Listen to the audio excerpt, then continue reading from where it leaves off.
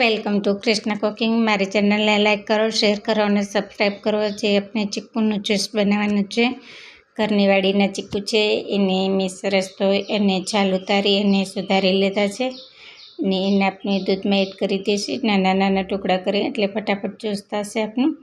અને થોડુંક મલાઈવાળું દૂધ છે એટલે થોડા એવા ફીણ વળશે, મતલબ ઘાટું છે એટલા માટે આપણે ચીકુને સરસ સુધારી અને એકદમ રસવાળા અને ટેસ્ટી છે। અલગ અલગ ચીકુના છે, એટલે ચીકુના વૃક્ષના છે 12-13 ચીકુની ઝાડ છે, એટલે બધામાંથી અલગ અલગ લીધેલા હોય છે, એટલે કલર ચેન્જ થોડો લાગે, કોઈ વધારે પાકી ગયા હોય એને લીધે પણ લાગે।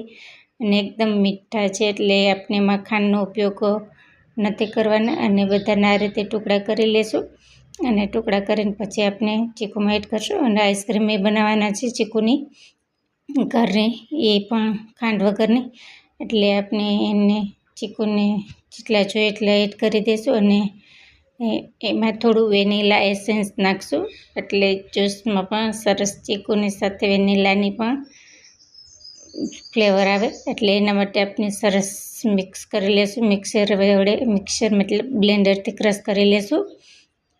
ક્રશ કરી અને જેટલું આપણે ખાટું જોતું હોય તો થોડા ચીકુ વધારે એડ કરવાના, અને નકર થોડું એવું પાતળું ફાવે તો દૂધ એડ કરી દેવાનું। તો એને સરસ આપણે ક્રશ કરી અને પછી થોડી વાર ફ્રીજમાં રાખશું, એટલે અત્યારે જોઈએ એકદમ સરસ આપણું ટેસ્ટી હેલ્ધી એવું સરસ આપણે વ્રતમાં પી શકીએ એવું જ્યુસ તૈયાર છે। શિવરાત્રિમાં ગમે તે તહેવાર ઉપર આપણે પી શકીએ છીએ। તો આ રીતે આપણે સિઝન હોય તો ઘરે બનાવીને રાખી દેવાનું, ફ્રીજમાં ઠંડુ થાય પછી પી લેવાનું છે।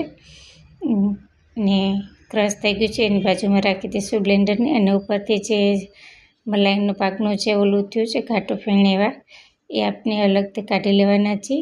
કાઢવા ઓપ્શનલ છે, કાઢવા હોય તો કાઢવાના, નકર એ સરસ જ છે, ખરાબ એવું કોઈ છે નહીં કાંઈ એમાં, પણ બાળકોને એવું ફાવતું નથી હોતું એટલે અલગથી થોડા કાઢીને રાખી દેવાના અને ઠંડુ કરવા ફ્રીજમાં રાખી દેવાનું।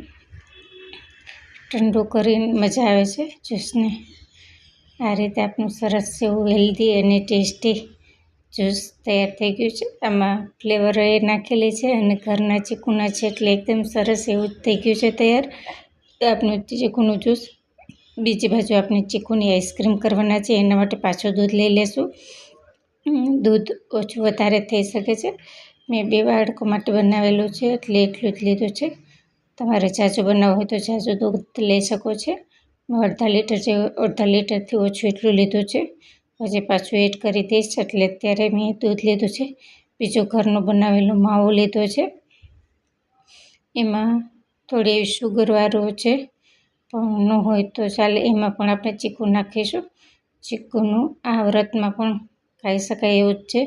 અને આપણે પાછું ક્રશ કરી લેશું। આમાં વેનીલા એસન્સ નથી નાખેલો, માવો નાખેલો છે, સરસ એવો ઘરનો પણ માવો છે, એટલા માટે આપણે એકદમ સરસ એને પણ ક્રશ કરી લેશું। અને આ આઈસ્ક્રીમ એકદમ સીધી ઓગળતી નથી અને માવા જેવી લાગે છે, માવાની સાથે ચીકુની પણ ફ્લેવર આવે છે। તો આ રીતે તમે પણ જરૂર ટ્રાય કરજો, મસ્ત લાગે છે। બાળકોને થોડીક અલગ અંદાજમાં ખાવા માટે આ સરસ આપની માવાવાળી ચીકુની આઈસ્ક્રીમ આપણે બનાવશું। જોઈ શકો છો એટલું ઘાટું છે, એમાં થોડું પાણીની દૂધ જ આપણે એડ કરશું। દૂધ નાખશું તો સરસ ઘાટું થશે, અને થોડો માવો નાખી દેવાનો એટલે પાછું આપણું થોડુંક વધારે થઈ જાય અને સરસ એવું ઘાટું થઈ જાય। તો પછી આપણે આને ચેક કરી લેવાનું છે। પાછું થોડું એવું દૂધ અને માવો મેં એડ કરેલો છે, થોડુંક માવાનું પ્રમાણ વધારે હશે તો સરસ એમાં સ્વાદ આવે છે। આમાં તમે એલચી પણ નાખી શકો, પણ મેં નથી નાખેલી। એકદમ સરસ આપણું આઈસ્ક્રીમ માટેનું બેટર તૈયાર છે, એને એક તરફ રાખશું અને બીજી બાજુ આપણું જ્યુસ ઠંડુ તૈયાર થઈ ગયું છે, એને આપણે સર્વ કરી લેશું। આ રીતે ગ્લાસમાં એક લઈ લેશું અને ઉપરથી આપણે ચીકુનું ગાર્નિશિંગ કરશું, અને ઉપરથી આપણે થોડું વેનીલા એસન્સ એ પણ નાખશું, એટલે આ અલગ અંદાજમાં થોડુંક અલગ. આપણે જો ચીકુનું તો રેગ્યુલર આપણે સાદું એમનેમ ખાતા હોય, પણ આ રીતે ફ્લેવરવાળું કરો તો થોડુંક અલગ એ લાગે છે.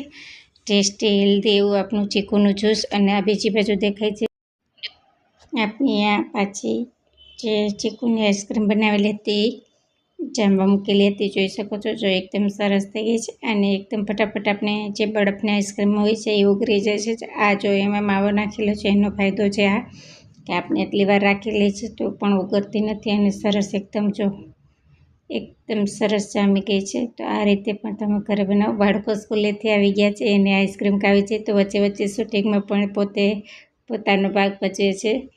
તો એને જમવું નથી, તો આઈસ્ક્રીમ બની ગઈ છે તો એને પણ ખાવી છે.